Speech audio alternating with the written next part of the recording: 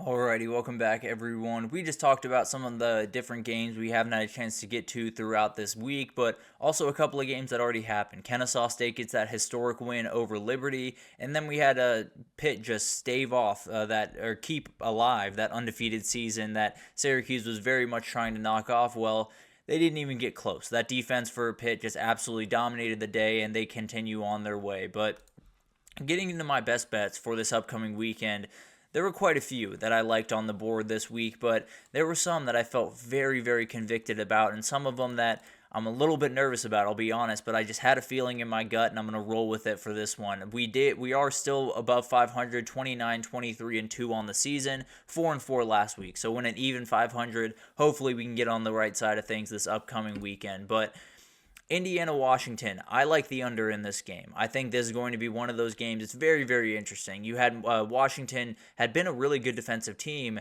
and then somehow they played Iowa and they got beat up. An Iowa team that hadn't scored 40 points since the Eisenhower administration somehow was able to get one done. But I still think they're a very solid defense. I still think they have guys that can come off the edge and make some big time plays, like Zach Durfee, as you see there. I think they have a number of guys that can make some big plays on the back end of that defense, and especially on the other side. You don't have Curtis Rourke in this game. I do think Taven Jackson is going to be more than fine. I think he's going to be able to play winnable football for this team. I don't necessarily think it's crazy to think that there's going to be a couple of mistakes here and there, a couple of turnovers that kind of slow this game down, maybe a red zone turnover that totally takes points off the board when you felt like you were at least going to be able to get 3. And on top of that, I do think they're going to lean on Justice Ellison, on Tyson Lawton, and then just hope that they are able to kind of gut out a win here. For Washington, I think they need a reset. I think they want to throw the ball in this game. The Indiana pass defense has just been too great this year. I think they're going to try to lean on them, try to run the ball with Jonah Coleman and live with the results, and it's going to be really interesting. But I think this one goes comfortably under. I think both these defenses are going to come ready to play, especially Indiana knowing they have to come ready to play, and Washington with a little bit of chip on that shoulder. I think this game goes under 53.5 by a pretty comfortable margin, if I had to imagine. And then Texas. This is a little bit of a sketchy one. I'll be totally honest with you. Texas minus 18.5 at Vanderbilt. I do think they get that done. I think this is a Texas team that got absolutely punched in the mouth last week. And there are a lot of people questioning just what this team is. And I'm kind of in that group. You never really know what they are because Michigan has proven not necessarily to be the greatest team in the world. Oklahoma has proven to not be the greatest team in the world. You're going to have to prove at some point that you can play with the big dogs. And frankly, I don't think this weekend's going to do that for you. But at the end of the day, it is going to prove a point that you are not a team that's going to get knocked down and stay there. Because there have been teams in the past, and you will see teams probably this weekend that got knocked down last weekend, lose this week, and are effectively out of the CFP race. I don't see that happening here. I think Vanderbilt really benefited from some of the holes that were in that Bama defense. I don't think there are nearly as many holes in this Texas defense. On the other side, it was one of the worst games that I've seen from Quinn Ewers since his freshman year. Plain and simple. He did not play good football, particularly in the first half, but he has proven enough to me for me to feel confident in his mental toughness to bounce back in this point, get a big-time win, play really, really good football, and honestly kind of put on a show and get this Texas train back on the track. So I like Texas. I like Texas big. I think they prove a point and show that last week, although it was really, really ugly and there's still questions around this team, was a little bit more of a blip than anything else for this season.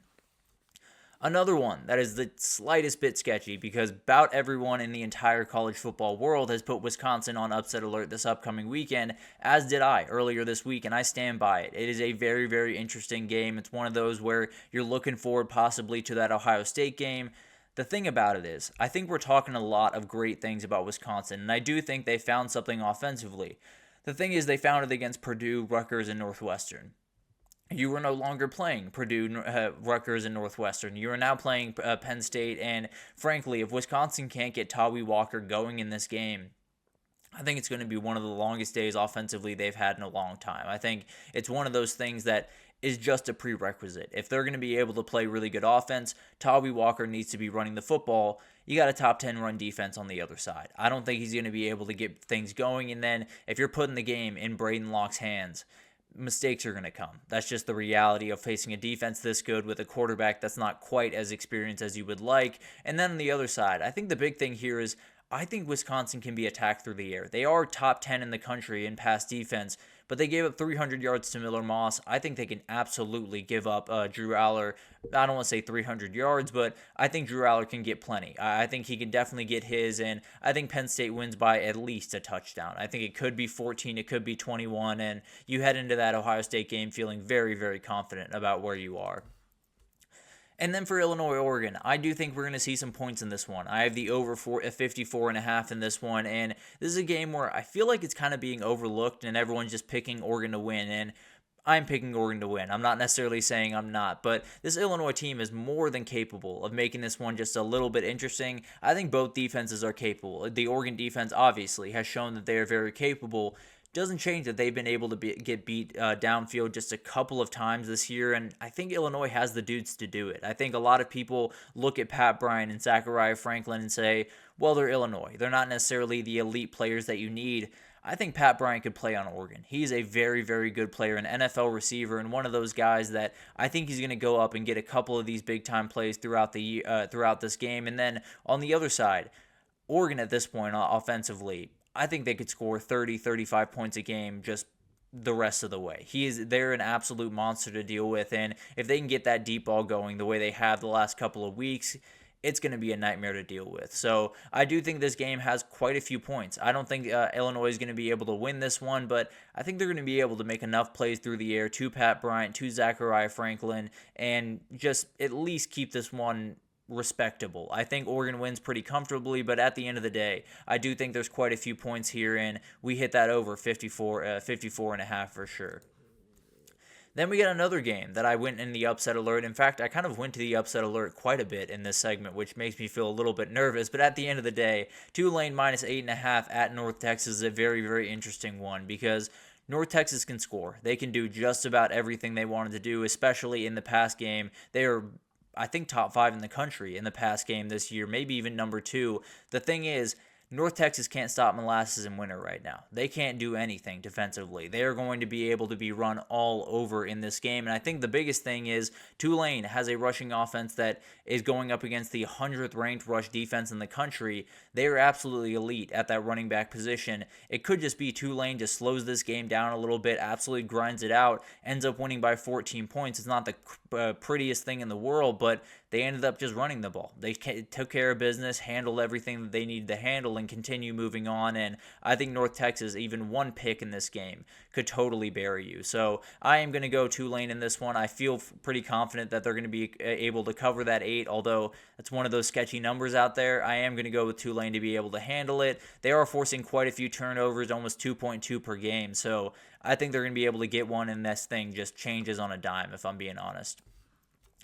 And then we got Arkansas-Mississippi State, yet another game that I put in my upset alert, but at least I'm not picking anyone in this game. I do think there's going to be a really strange one in Stark Vegas. It's going to be one of those games where you're kind of in a weird spot with both these teams. They're out of the SEC race, which we likely expected them to be, but they also have some pretty electric quarterbacks that have had some great moments throughout this year, and they have some defenses that can get got throughout this year. So Arkansas, obviously the better defense of the bunch, coming off a tough loss to LSU, but at the end of the day, the Mississippi offense has been really, really good at being able to just find the holes in defenses. It hasn't been necessarily all that pretty. It hasn't been necessarily super consistent or putting up crazy numbers every single game. It has been enough. You know, you score on the road 31 points against UGA. You come back home, score 24 against A&M.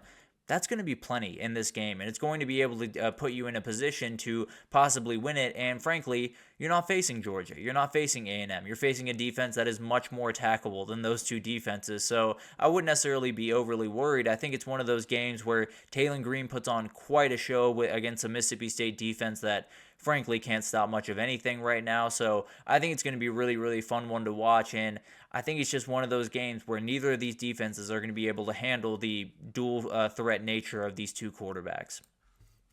And then Minnesota, I love them in this game. We broke it down a little bit earlier, but Minnesota -4 against Maryland. I think this Maryland team got a little bit of an overcorrection after that comeback win over USC. I think a lot of people thought, this is the launching off point. They're going to carry all of that over to Minnesota. thing about Minnesota is they are very, very good at just punching you in the teeth and kind of bringing you back down to earth, whether that's in the run game or finding some of these receivers over the middle of the field, whatever it is.